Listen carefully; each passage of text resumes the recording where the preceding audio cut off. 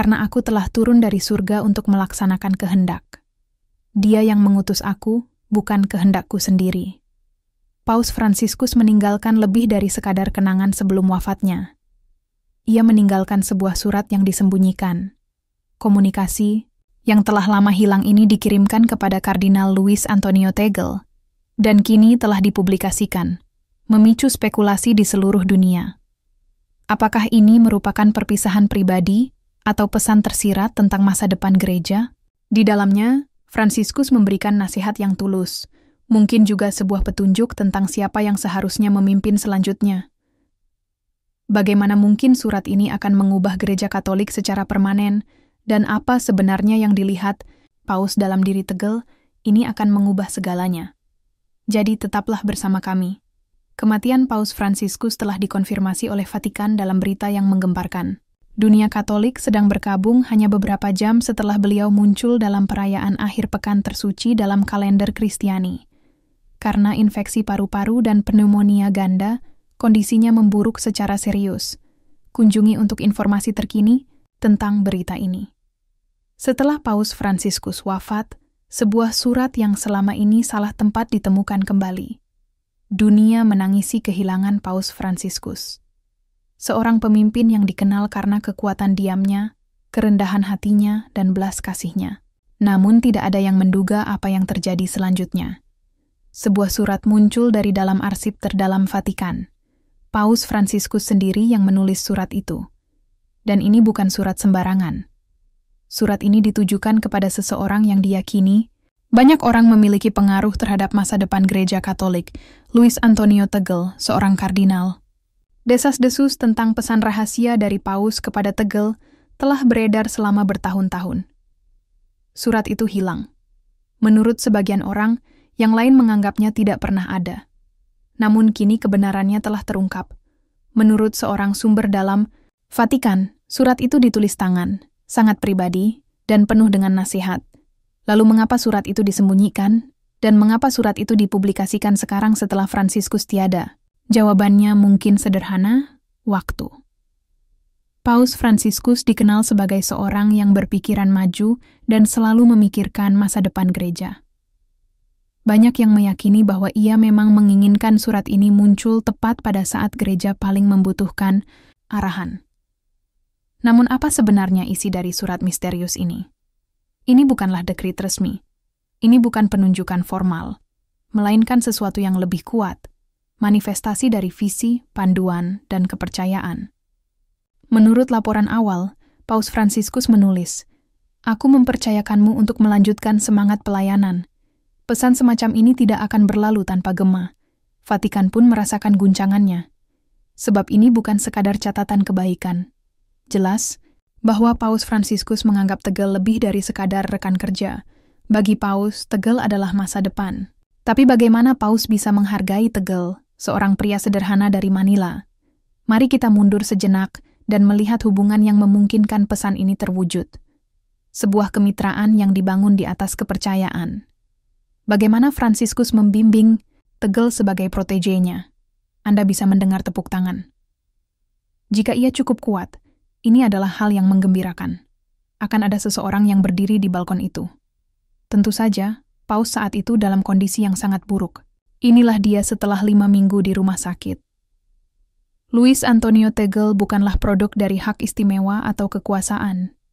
Ia dibesarkan di jalanan Manila, di mana orang-orang menjalankan keyakinan mereka setiap hari, bukan di gereja megah, tetapi dalam tindakan belas kasih yang sederhana. Inilah yang menarik perhatian Paus Fransiskus. Kedua pria itu memiliki latar belakang yang serupa.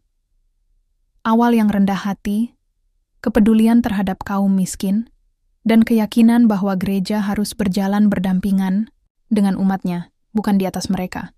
Sejak pertama kali bertemu, Fransiskus segera mengembangkan rasa hormat yang besar terhadap Teggel.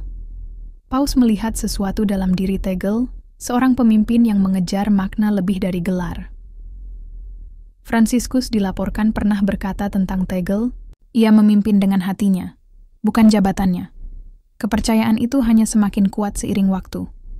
Tegel ditunjuk oleh Paus Fransiskus pada tahun 2019 untuk memimpin Kongregasi Evangelisasi Bangsa-Bangsa, salah satu divisi terpenting di Vatikan. Ini bukan sekadar promosi, pesannya kepada dunia sangat jelas. Fransiskus menjauhi politisi. Ia memilih pemimpin yang lebih mengutamakan belas kasih dibanding kekuasaan, seperti para rohaniwan. Tegel menjadi orang kepercayaan utama Paus dalam berbagai kesempatan penting, misi internasional, dan urusan gereja yang sensitif. Sebelum berbicara, ia mendengarkan. Itu hal yang jarang di sini, kata seorang kardinal lain. Tak lama kemudian, desas-desus mulai beredar. Apakah Fransiskus sedang mempersiapkan sesuatu yang lebih besar bagi Tegel? Mungkin jawabannya telah ada dalam surat yang sempat hilang itu. Namun, apa sebenarnya isi pesan Paus Fransiskus? Ajaran dan ide apa yang ia wariskan kepada Tegel untuk dilanjutkan? Karena isi surat itu kini memengaruhi diskusi di seluruh dunia. Mari kita telaah lebih dalam. Ajaran dan visi Paus Fransiskus untuk Tegel. Mereka yang hadir tahu, begitu surat itu dibuka, bahwa ini bukan sekadar surat pribadi. Ini adalah momen bersejarah. Surat itu ditulis dengan tulisan tangan khas Paus Fransiskus, tanpa perintah atau arahan. Sebaliknya, surat itu memuat kebijaksanaan yang jauh lebih kuat. Mereka yang mengejar kekuasaan tidak memiliki tempat di dalam gereja, tulis Fransiskus. Gereja adalah milik mereka yang melayani. Dalam kata-kata yang singkat itu, Paus menggambarkan visinya untuk Tegel dan masa depan kepemimpinan Katolik. Ia berbicara tentang perlunya gereja yang lebih banyak mendengar daripada berbicara, tentang kerendahan hati dan belas kasih.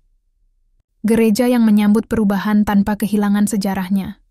Namun satu kalimat benar-benar mencuri perhatian. Louis, engkau tahu apa yang diinginkan hati umat. Jangan pernah kehilangan itu. Masa depan membutuhkan pemimpin yang memiliki belas kasih dalam kedua tangannya. Ini bukanlah penunjukan resmi. Tegel tidak dinyatakan sebagai paus selanjutnya. Tapi pesannya jelas. Fransiskus percaya bahwa Tegel ditakdirkan untuk memimpin gereja melalui masa-masa sulit ini.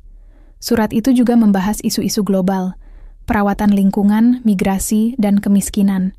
Isu-isu yang selama ini didukung oleh Fransiskus dan Tegel selama masa pelayanan mereka masing-masing. Di bagian akhir, ada sebuah berkat dalam diam. Semoga engkau melangkah dengan kepercayaan, bukan ketakutan.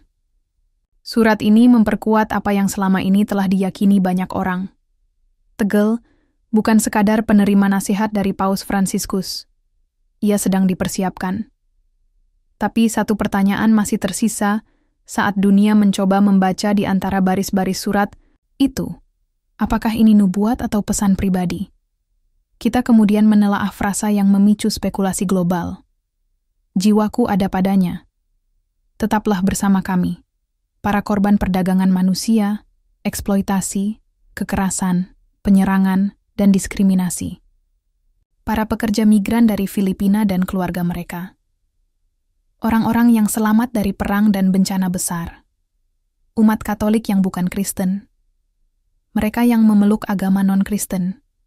Para pejuang perdamaian, khususnya di Mindanao tercinta, dan seluruh dunia yang mengerang. Kami semua ingin mengucapkan terima kasih. Salamat po, Santo Padre. Engkau membawa jiwaku. Adalah cara umum Paus Fransiskus mengakhiri pertemuan dan interaksinya. Namun kata-kata itu telah memicu perdebatan global. Paus Fransiskus berbicara dengan hati-hati selama bertahun-tahun. Setiap suku kata ditakar. Setiap kalimat memiliki tujuan. Namun, satu kalimat dan satu momen kini bergema lebih dari sekadar khotbah. Tegel membawa jiwaku. Awalnya, banyak orang menganggapnya hanya pujian biasa. Ucapan hangat dari seorang paus kepada kardinal yang dipercayainya. Namun, kata-kata itu kini terdengar sangat berbeda sejak surat yang hilang itu ditemukan. Karena ketika seorang paus berkata, seperti itu bukan sekadar kata-kata biasa. Kardinal Tegel dan Paus Fransiskus memiliki lebih dari sekadar misi dan pertemuan bersama. Mereka sama-sama membayangkan gereja yang menyambut dunia modern dengan tanpa rasa takut, melayani dan mendengarkan. Aku melihat hati yang memahami misi Tuhan dan umat Tuhan dalam diri Tegel, kata Paus kepada salah satu penasihat terpercaya. Fransiskus telah lama memberikan isyarat halus. Pengamat melihat bagaimana ia sering memberikan peran penting kepada Tegel, secara perlahan memperluas otoritasnya di balik layar. Tegel selalu hadir, baik ketika memimpin inisiatif kemanusiaan, bersuara mengenai isu keadilan sosial, maupun mewakili Vatikan di panggung internasional. Dan sekarang setelah surat itu dipublikasikan, banyak orang percaya bahwa Paus Fransiskus memang secara diam-diam memberikan petunjuk. Apakah ia sedang menunjukkan bahwa Tegel adalah pewaris rohaninya? Melalui pembinaan, kepercayaan, dan momen-momen seperti ini, bukan melalui deklarasi resmi. Gereja tidak hanya digerakkan oleh politik, gereja digerakkan oleh warisan. Dan dalam setiap kata yang diam, mungkin Paus Fransiskus tengah membentuk warisan itu. Tapi jika ini benar-benar sebuah dukungan spiritual, apa sebenarnya yang diminta Fransiskus kepada Tegel? Mari kita telusuri makna tersembunyi dalam surat itu. Dan alasan para ahli berpikir bahwa surat ini mungkin akan mengubah arah sejarah gereja. Pesan yang tidak terucapkan. Apakah ini adalah penegasan rohani? Pemerintah, militer, kepolisian, media massa, paroki, dan banyak donatur yang bekerja tanpa lelah untuk memungkinkan kunjungan pastoralmu terjadi. Dan sekali lagi, aku mengucapkan, Mismas Gracias, Tan Gracier, atas nama setiap orang Filipina yang imannya telah kau kuatkan dalam beberapa hari terakhir. Terima kasih banyak, salamat po nang maraming-marami. Aku yakin banyak orang ingin berterima kasih kepadamu. Anak jalanan, janda, yatim piatu, tunawisma, penghuni liar, petani, buruh, dan nelayan. Surat dari Paus Fransiskus kepada Kardinal Tegel tampak sederhana di atas kertas, tanpa gelar resmi, tanpa pengumuman besar. Namun mereka yang menelaahnya secara mendalam tidak sependapat. Ada pesan tersembunyi di dalamnya, yang hanya dapat dipahami oleh segelintir orang. Fransiskus berkata bahwa gereja membutuhkan gembala, bukan penguasa. Orang-orang yang berjalan berdampingan dengan umatnya, bukan mendahului mereka. Bagi banyak orang, ini lebih dari sekadar nasihat. Ini adalah seruan untuk memimpin dengan cara baru. Dalam memilih seorang paus, Gereja Katolik selalu berpegang pada tradisi. Namun Paus Fransiskus bukanlah seseorang yang dibatasi hanya oleh kebiasaan. Membuka pintu dan meruntuhkan tembok adalah inti dari seluruh masa kepemimpinannya. Karena itulah surat ini terasa begitu penting. Surat itu mengatakan bahwa kamu mengetahui jalan ke depan, tetapi tidak menyebutkan bahwa kamu akan menjadi paus. Louis, ingatlah bahwa pelayanan adalah kepemimpinan. Ketika saatnya tiba, ikutilah hatimu, bukan ambisimu. Alasan kata-kata ini begitu kuat, bukan karena mereka mengangkat Tegel, tetapi karena mereka mempersiapkannya. Banyak pengamat Vatikan kini percaya bahwa Paus Fransiskus menggunakan surat ini untuk secara halus mendukung gaya kepemimpinan baru yang akan terus mempertahankan prinsip-prinsipnya bahkan setelah ia tiada. Ini bukan soal politik atau perebutan kekuasaan. Ini tentang memastikan bahwa nilai-nilai kerendahan hati, belas kasih, dan keterbukaan tetap hidup. Dan orang yang paling dipercaya oleh Fransiskus adalah sosok paling tepat untuk membawa obor itu. Namun, bagaimana Tegel menyikapi beban tanggung, jawab yang begitu besar? Mari kita lihat tanggapannya. Karena hal itu banyak mengungkapkan tentang jenis pemimpin seperti apa dirinya. Tanggapan Tegel. Kerendahan hati di tengah otoritas besar Kardinal Luis Antonio. Tegel tidak menggelar konferensi pers setelah menerima surat itu. Ia tidak membuat pengumuman. Ia bahkan tidak menyebutkan apapun mengenai isinya. Sebaliknya, ia melakukan apa yang biasa ia lakukan, menjaga kerendahan hati. Ketika ditanya tentang surat itu, Tegel disebut mengatakan kepada seorang teman dekat, "Saya hanyalah seorang hamba Tuhan." Tidak ada gestur megah, tidak ada ambisi, hanya perenungan dalam diam. Inilah yang membuat Tegel berbeda, dan mungkin inilah alasan mengapa Paus Fransiskus sangat mempercayainya. Surat seperti itu bisa dianggap oleh sebagian orang sebagai tiket menuju kekuasaan. Tapi bagi Tegel, surat itu adalah pengingat akan tanggung jawab. Kepemimpinan bukan tentang gelar, seperti yang pernah ia sampaikan dalam sebuah khotbah. Menjadi pemimpin adalah soal memikul beban orang lain. Setelah membaca surat itu, Tegel dikabarkan berdoa selama beberapa hari, memohon petunjuk, bukan pujian. Tanggapannya tenang, penuh perenungan, dan berakar kuat pada iman. Persis seperti yang akan diharapkan oleh Fransiskus. Tegel melanjutkan pekerjaannya seperti biasa, fokus pada dialog lintas agama, misi kemanusiaan, dan membantu komunitas miskin. Meski rumor beredar di sekelilingnya, ia tetap mengingatkan umatnya bahwa gereja harus selalu berdiri bersama rakyat, terutama di masa-masa sulit.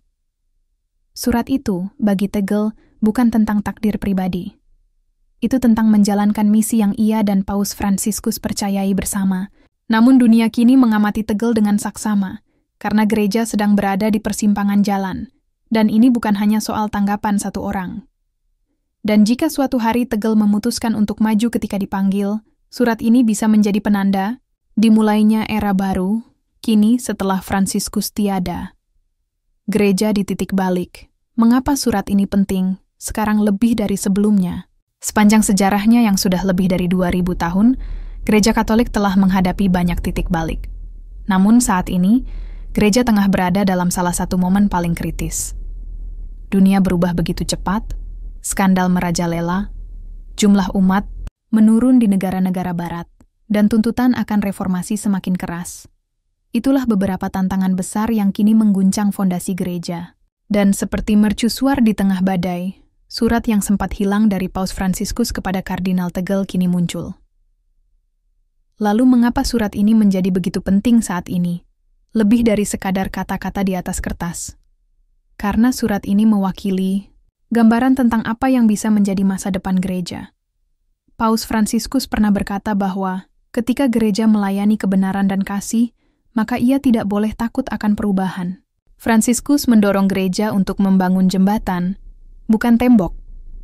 Selama masa kepemimpinannya, ia mendorong dialog antar agama, bicara jujur tentang isu lingkungan, menjangkau kaum miskin, dan mengingatkan para pemimpin bahwa kerendahan hati jauh lebih kuat daripada hierarki.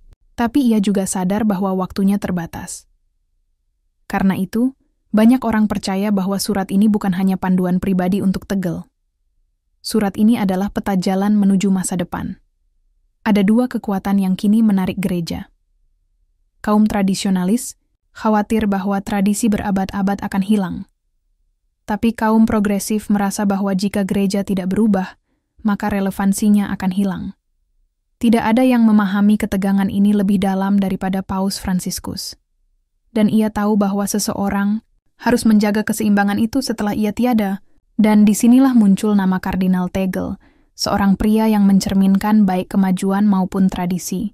Meskipun ia tumbuh di negara yang sangat Katolik, Tegel memahami tantangan dunia modern. Ia adalah sosok yang berjalan bersama umatnya, bukan memimpin dari atas. Fransiskus dilaporkan pernah mengatakan kepada seorang kardinal, "Louis adalah pendengar yang baik, dan gereja masa kini harus menjadi gereja yang mau mendengar. Kebutuhan akan pemimpin global yang penuh kasih kini semakin jelas, seiring dengan berkembangnya Katolik di Afrika dan Asia, serta menurunnya spiritualitas di Amerika Utara dan Eropa." Karena alasan inilah, waktu kemunculan surat tersebut terasa sangat tepat dan mendesak. Gereja membutuhkan arahan. Gereja harus dipulihkan. Gereja membutuhkan seorang pemimpin yang memahami bahwa iman dijalani di jalanan dan dalam penderitaan rakyat biasa, bukan hanya disimpan dalam kitab-kitab kuno. Dan Paus Fransiskus percaya bahwa pemimpin itu bisa saja adalah Tegel. Namun tentu saja tidak semua orang setuju, karena seruan untuk perubahan selalu menimbulkan perlawanan. Dan itulah yang akan kita bahas berikutnya. Bagaimana surat ini memicu baik harapan maupun ketakutan di balik gerbang Vatikan. Perlawanan dan dukungan. Munculnya Tegel memecah Vatikan. Ketika kabar tentang surat Paus Fransiskus kepada Kardinal Tegel menyebar di lorong-lorong Vatikan, yang muncul bukan hanya harapan, melainkan badai dalam diam. Karena meski banyak orang melihat Tegel sebagai simbol kemajuan dan kasih, sebagian lain merasa cemas. Mereka takut akan perubahan, terutama jika perubahan itu datang terlalu cepat.